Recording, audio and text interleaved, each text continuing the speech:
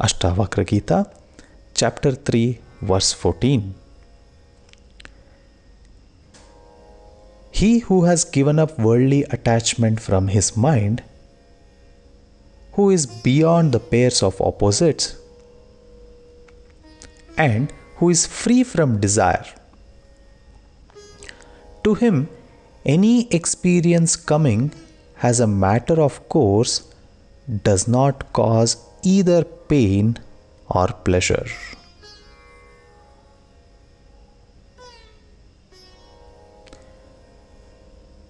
The sage is talking about the one who has renounced the deep tendencies,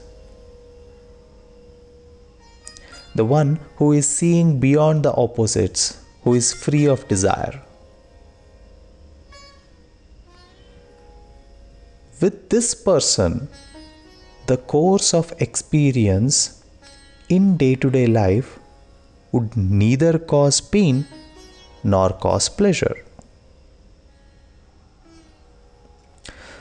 So this person has nothing to do with the world or the things in the world. There is nothing in this world which can attract this person.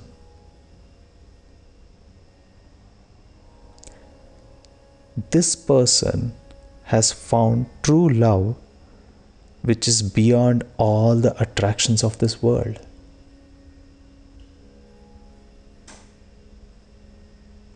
Let's try to understand on what kind of person the sage is referring to, and with his words, how we can see the illusions that we are caught up with. And we will also see why the sage is saying all of this.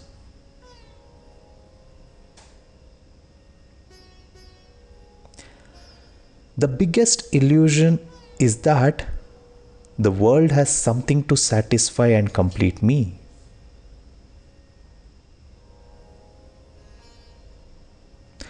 Now let us observe deeply on the words of the sages and try to connect it with our daily lives. Try to see all the illusions that we are living with.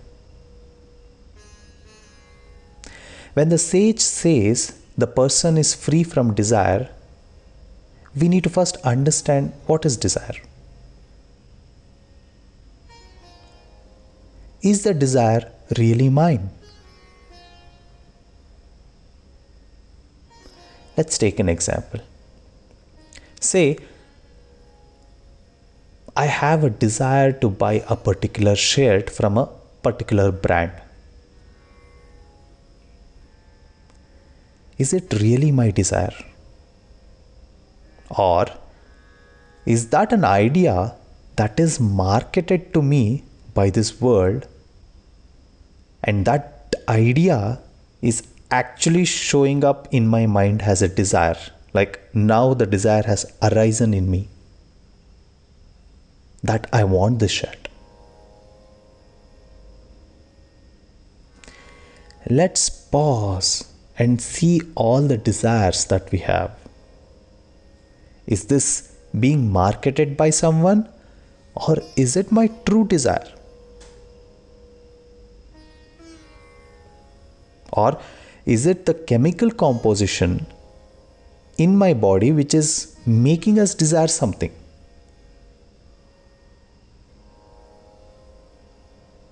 Even that, is it mine? Am I just this body?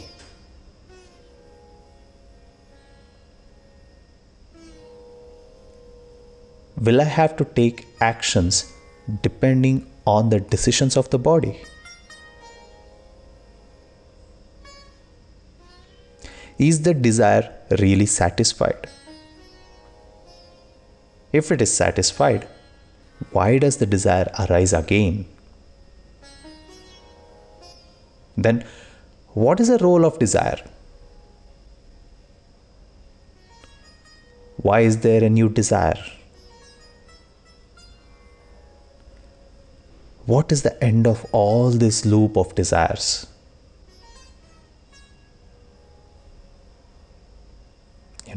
We have spoken about the desire and how it is connected to the world and the ego in many of the previous verses.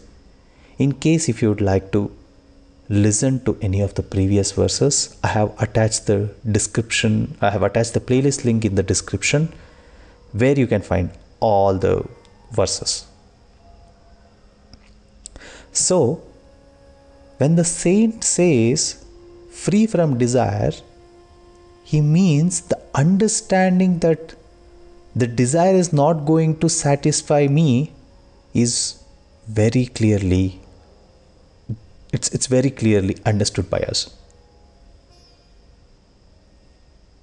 Free from desire means the clarity that none of the desire is going to satisfy me.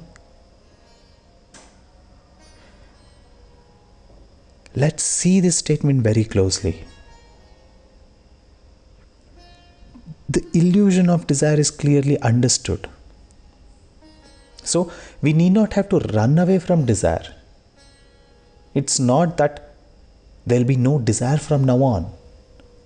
This is a body. It has its own order. There is world. And this body will interact with this world. So there will be desire. It's not that it's going to end. But with this clarity and understanding, there'll be no obsession with this desire. The desire cannot possess us.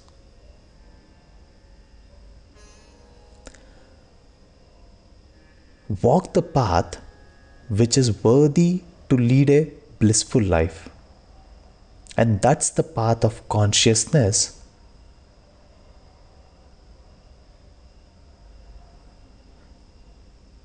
And this path of consciousness is the guidance that the sage is giving us. Not desiring means understanding that the desire towards the world is of no use and is just temporary. And the sage is talking very practically here. Right? It's not that we will cut off all the relationship with this world. No, this is of not much help. Like the mind is playing one more game with us. The ego is getting bulged here by giving one more resistance. Right? We are part of this world, and this body is made up of the same elements as that of the world. The chemical composition of body is such that there will be desires, and we will keep experiencing this world. But this experience will not have any impact. Look at this. Say, I'm experiencing something. The very nature of this body is to expect something out of this experience, right? Like, say, I'm getting pleasure out of something. Naturally, I would want to continue having the pleasure. Or, say, if something is very painful, I would want to end that pain. Right? Like, see, in both of these scenarios, I'm expecting something. Like, I want to continue with it or I want to end it. But here, the sage is saying that let there be no next thing from this experience. There is no expectation of any futuristic thing from the experience. What does this mean?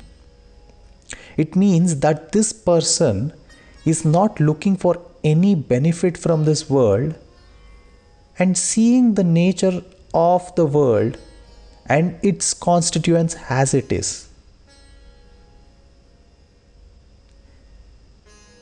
There is no need to indulge in it. The actions would not be dependent on anything or anyone. It just is. You know, the world and the body are consuming each other. And they have a unique relationship which keeps going on. But I am not just this body. If I am not this, then why am I getting involved in this transaction and deviating myself from looking at the truth?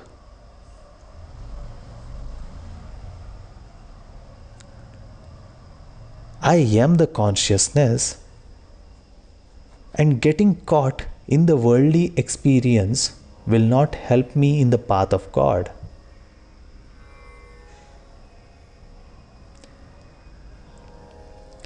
The nature of the body is to get attracted to this world. And I am not wasting my time to find the meaning out of this, as this is a very straightforward relationship.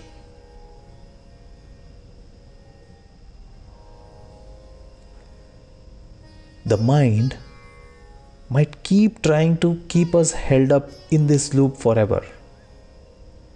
But we are not getting indulged in any of this.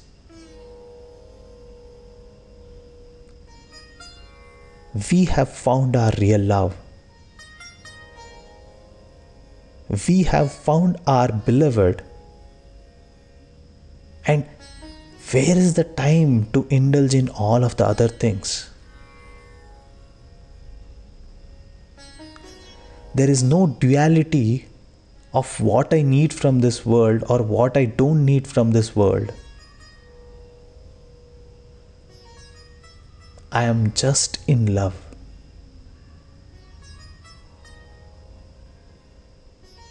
This is the real meeting. This is the real meeting of God. There is no space for anything else. God is so full. Where can there be space for any other expectation or non-expectation? Because of the duality, the opposites would get created. And because of the opposites, there is pleasure, pain, hatred, desire, and all. So, all these are from the same source of ego. And all of these things that the sage is saying is somewhere connected to the ego. So, when we observe carefully, it's not even the projection from the world. It's actually the ego's projection that is creating all of this. Let's not give space to anything which is separating us from God. No. In totality, whatever happens outside, let it happen. Always be with the God within.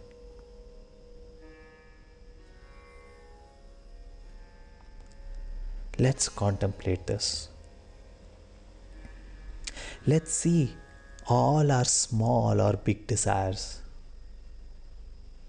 Is it really my desire?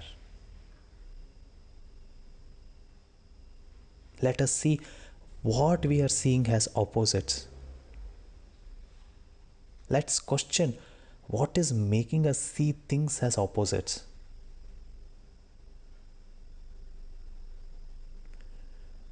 Do we have so much time to spend on the results of the experiences that is being projected out of this world? Do we have so much of time to run behind them or caught up with them rather than being with our beloved?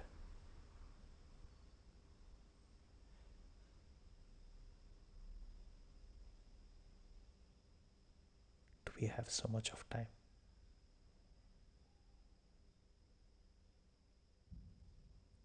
We have found our true love.